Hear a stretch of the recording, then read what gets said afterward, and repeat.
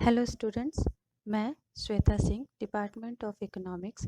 आज मैं आपको व्यष्टि अर्थशास्त्र और समष्टि अर्थशास्त्र के बारे में बताऊंगी। आर्थिक क्रियाओं का अध्ययन व्यक्तिगत स्तर पर या समस्त अर्थव्यवस्था के स्तर पर किया जा सकता है।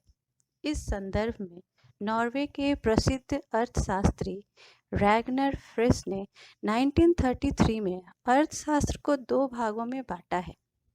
पहला व्यष्टि अर्थशास्त्र और दूसरा समष्टि अर्थशास्त्र। व्यक्तिगत स्तर पर आर्थिक क्रियाओं का अध्ययन व्यष्टि अर्थशास्त्र में किया जाता है।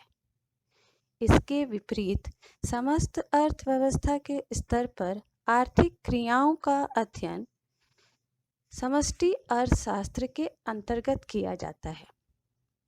आइए अब हम जानते हैं व्यष्टि अर्थशास्त्र यानी माइक्रो इकोनॉमिक्स के बारे में। व्यष्टि को इंग्लिश में माइक्रो कहा जाता है।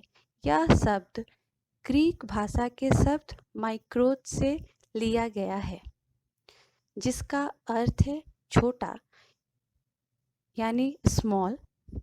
इसके अंतर्गत व्यक्तिगत इकाइयों की आर्थिक गतिविधियों का अध्ययन किया जाता है, जैसे व्यक्तिगत फर्म, व्यक्तिगत उद्योग अथवा व्यक्तिगत बाजार।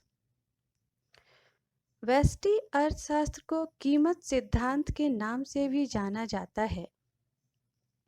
प्रोफेसर बोल्डिंग के अनुसार व्यष्टि अर्थशास्त्र में एक फर्म, एक गृहस्थ, व्यक्तिगत कीमत, मजदूरी, आय, उद्योग तथा एक वस्तु का अध्ययन किया जाता है।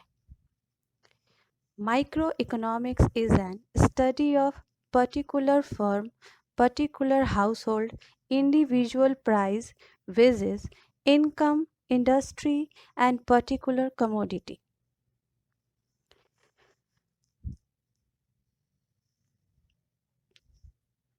इस प्रकार हम देखते हैं कि व्यष्टि अर्थशास्त्र में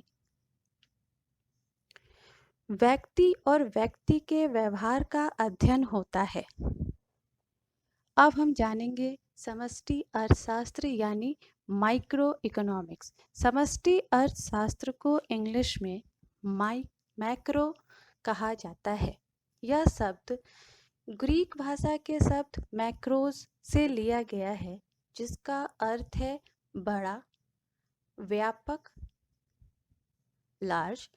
यही कारण है कि व्यापक अर्थशास्त्र में आर्थिक क्रियाओं का हम सामूहिक रूप से अध्ययन करते हैं, जैसे राष्ट्रीय आय, कुल रोजगार, कुल आय, कुल उत्पादन, कुल विनियोग, कुल बचत, कुल उपभोग, कुल मांग, कुल पूर्ति, सामान्य कीमत स्तर इत्यादि। व्यष्टि अर्थशास्त्र को आय तथा रोजगार का सिद्धांत भी कहा जाता है। प्रोफेसर शूल्स ने समष्टि अर्थशास्त्र के बारे में इस प्रकार अपने विचार दिए हैं। व्यापक अर्थशास्त्र का मुख्य यंत्र राष्ट्रीय आय विश्लेषण है। The main tool of macro economics is national income analysis. समष्टि अर्थशास्त्र में आर्थिक समस्याओं जैसे गरीबी, रोजगार आदि के समाधान में सरकारी भूमिका निर्णायक होती है। प्रोफेसर केन्स की पुस्तक the general theory of employment, interest and money, जो 1936 में प्रकाशित हुई, उसके प्रकाशित होने के बाद व्यापक अर्थशास्त्र को अधिक प्रोत्साहन मिला।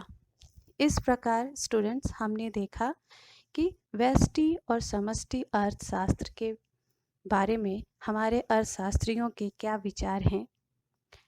अगली कक्षा में हम कुछ और टॉपिक्स लेकर के आएंगे और उस पर हम प्रकाश डालेंगे। Thank you.